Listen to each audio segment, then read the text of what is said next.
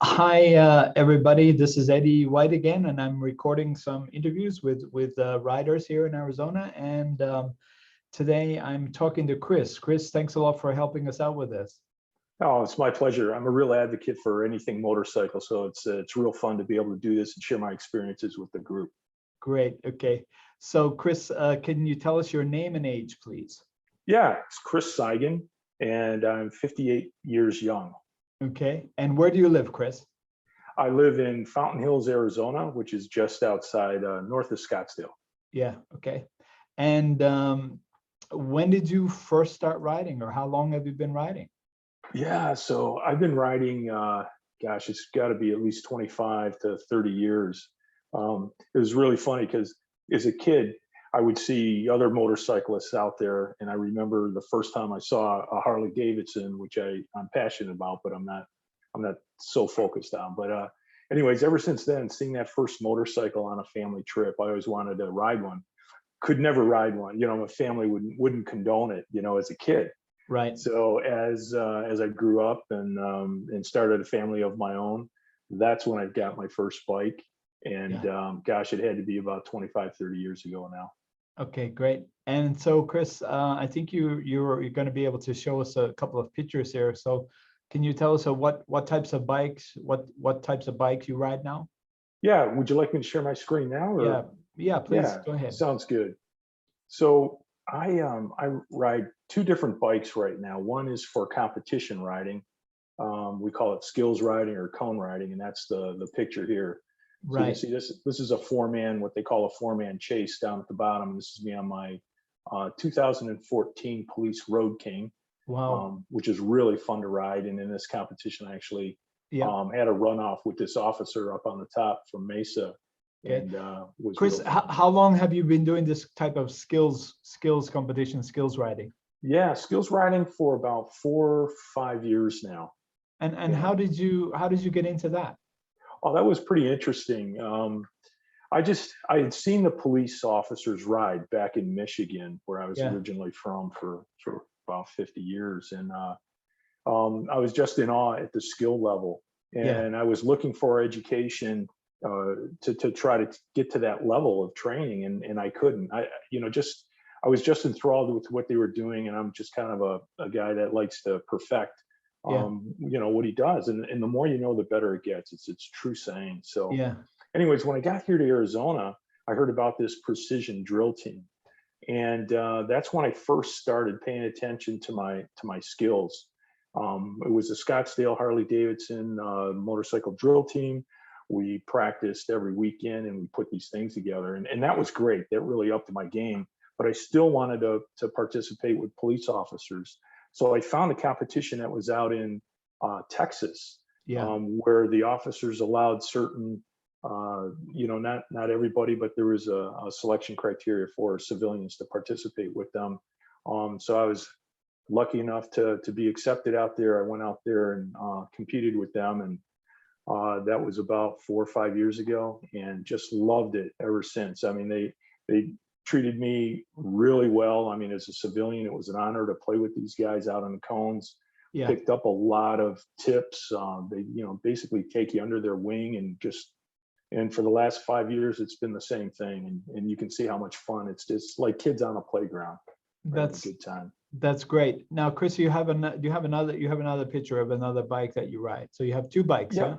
Yep. Yep. Two bikes. And this is the Ultra Yeah. Classic. And that's my wife, Marianne. Yeah. And we were going out to Sedona on this day. But yeah, that's the touring bike. Really, really enjoy touring. That's what I started with. Yeah. Was touring. Or actually, I started on a little cruiser, a little Honda. Yeah. But loved it, and then stepped up to the touring bike, and then started traveling, and then I actually competed in my first competition on this bike. That's great. So, yeah. Okay, Chris, now can you exit screen share there? Yeah, you bet. Okay.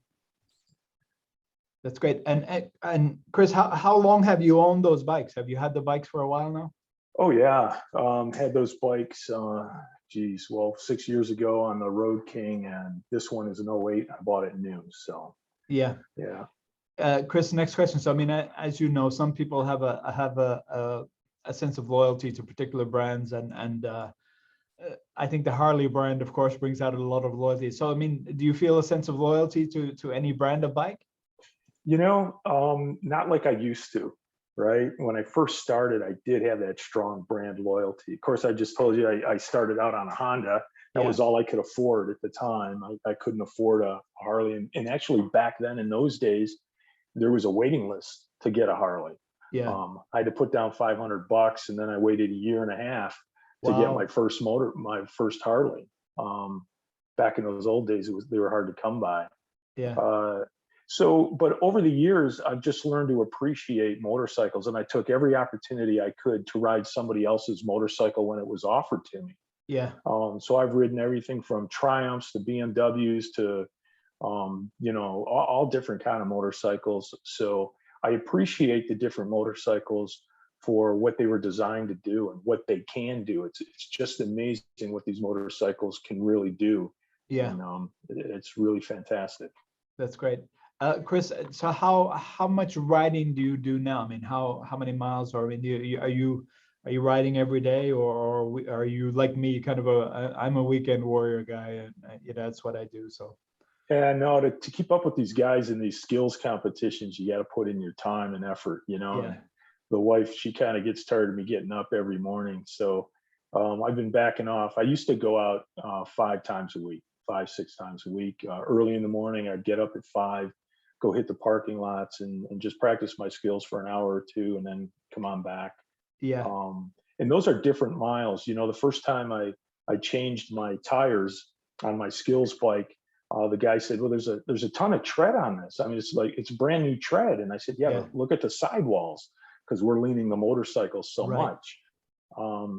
So it's the quality of the miles now that's more important to me than the quantity of the miles. Yeah. When you first start out, you always talk about how many miles you ride a year. It's a lot different now. How much, and what about, so you ride with your wife sometimes? How often do you guys get out and ride together? Yeah, not as often as I'd really like to. We call it straight line riding now, and just enjoyment riding. We probably get out once a month now. Straight line riding, I haven't. That's a new term for me. What do you mean? Yeah, well, it's like the motorcycle. Maybe it's a vanity kind of thing, right? So when you play in the cones as much as I do, you're on the side quite a bit. But when you're going down a road, it's more of a straight line. I see. Yeah. Okay, good. Chris, when you're out riding for fun, I mean, do you just people ride, people wear different types of gear. Some people don't wear much gear at all. So in terms of protective gear, what do you usually wear, if anything? Yeah, it depends on the weather, but one thing's for certain, I always cover my arms all the time. Never used to do that, but now, especially in Arizona, covering the arms. I wear leathers, a leather jacket. One of the things that you didn't see in these pictures, because it's been within the last couple of years, is I wear high visibility like this. This stuff here. So my shirts will be high vis. I wear a high vis vest with reflectors. I also have a high vis helmet. So it's I'm really about visibility now and not so much looks. And Chris, what about it's just I guess the training courses will say all the gear all the time, but I mean that doesn't necessarily work so well in Arizona and in Phoenix. I mean, is it how about I mean, in hot weather and stuff, does your gear and the things you wear change? Yeah, it changes. So they've got these hydration vests where you dip them in water, and then you put those on next to your lower layer, and then you put something over the top of it so that air doesn't wick it off. And that helps a lot. So I do that. I wear a headband, and I'll dip the headband in water when I'm out here in the heat, and I'll put that on underneath my helmet. But one couple of things that I don't compromise ever on. It's always long pants. It's always boots over the ankle. I always wear leather glove or some type of glove. Not just for the protection, but tactically, I'm comfortable with that now, and I always want that. Helmet, always wear a helmet, regardless if I have the choice or not. And that's okay, good. Chris, do you belong to any motorcycle organizations or clubs? Not anymore. I have was in a club when I was in Michigan. And that was a lot of fun. Some of my best times was with the club riding. Yeah. Now I ride with a bunch of guys. We call ourselves the Arizona Coneheads. I'm sorry, I should say guys and ladies. Yeah. And it's a lot of fun. And we're not an organized club, Yeah. but in a way we kind of are, because we all get together for the practices and the socializing after. Yeah. Yeah, I would call it a group. That's good. Chris, this question just occurs to me. How does your involvement in skills and that type of riding, how does that carry over to your, let's say, pleasure riding or whatever, when you or touring? It must have some impact, I would guess. I mean, or does it? Yeah, it really does. And I don't want to preach or anything like that, but everything we do in the skills stuff translates to the road. Yeah. So in the most basic sense, what do we do in skills? We turn left, we turn right, yeah, we go straight, and we stop. What do you do on the road? The same thing. Yeah. It's the same mechanics. The only difference is the degree in which you exercise those. Yeah. So it helps. Yeah, one of the things, because I was riding for about 5 years, and then I sold my bike, and before I got another one. Now I got another one last year. But what I'm finding, and I enjoy this more, is this whole idea of just becoming a more skillful rider. And there's the pleasure increases, and what is the expression? Getting the bike to do exactly what you want it to do when you want it to do it, and just, as you know, becoming more skillful also increases the pleasure of riding too. Oh, the confidence level for yourself and the people that you ride with, around you, or like my wife. She is very confident in my skills now, and happy to take her out anytime. What do you ride? I have a Suzuki Boulevard. Oh, nice. It's 350, yeah, and it's got some bags and windshield, so it's kind of tricked out for touring. It's great. I'm pretty happy with it, so it's good. Good deal. Well, when I come out to Tucson, I'll bring some cones, and we'll have some fun. That sounds like a good idea. Chris, one of the things that, I mean, we talk about in the course, actually the beginning part of the course, we talk about rider motivation, and people have different reasons why they enjoy it and why they like it, and you're an experienced rider, been riding for a while, and maybe your motivations have kind of changed over the years. But what would you say? Why do you ride? What is your primary motivation? They really have changed, and that's good. I mean, we're, as people, we change with our life, right? Our life circumstances, our maturity level. When I first started, I wanted to be part of that clique so bad, whatever it was, the allure of motorcycling. I'd go to Sturgis, go to Laconia, do the majors, and just be a part of that whole clique, And then my club days, it was being a part of a group, and that was really fun. It was, at the time, it was important to me. Now it's different. It's a skills thing. It's a personal challenge for me to be better, with my skills, and to see how high I can raise those skills. So that's where I'm at today, and we'll see how long that lasts. I'm sure it'll change. Maybe I'll be on a trike one day. Yeah.